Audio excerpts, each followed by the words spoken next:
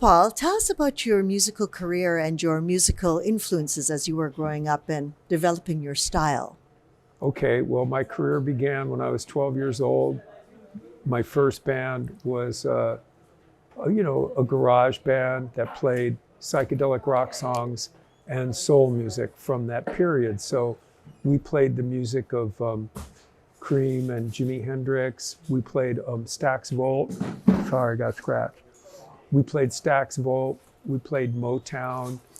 And then by the 9th grade, because I grew up on army bases in very diverse communities overseas, we were starting to get influences of jazz a little bit.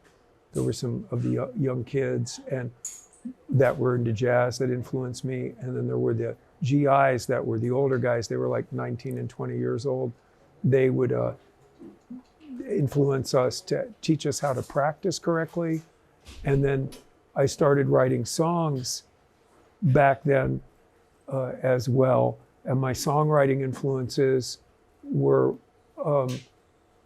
Bob Dylan, because of my older sister and my mother, and later on Joni Mitchell as a songwriting influence, the Beatles as songwriters, and then it expanded into even more non-rock stuff like Burt Bacharach.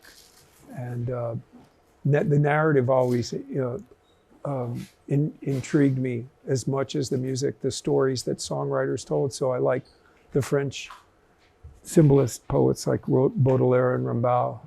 And so pretty cool influences, I think pretty broad. I was very lucky because I grew up on army bases around very diverse community, lots of different kinds of people, primarily overseas.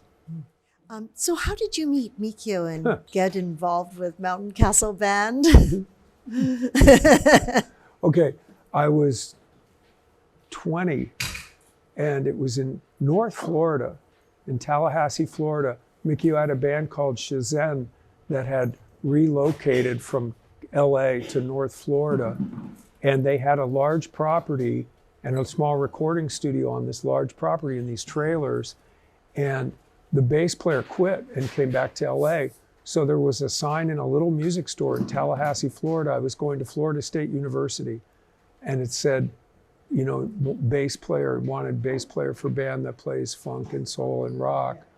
So I called the number and I met him and his brother and all these other guys from Okinawa, Hawaii, and LA.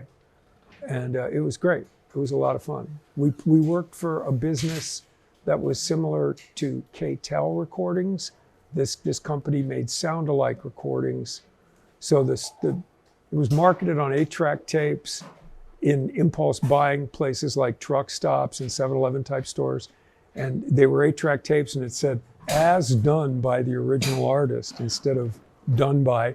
So we did everything from the Isley Brothers to Robin Trower, all kinds of stuff. Santana, a lot of funk, a lot of soul, and a lot of psychedelic rock. Oh, that's amazing. Wow.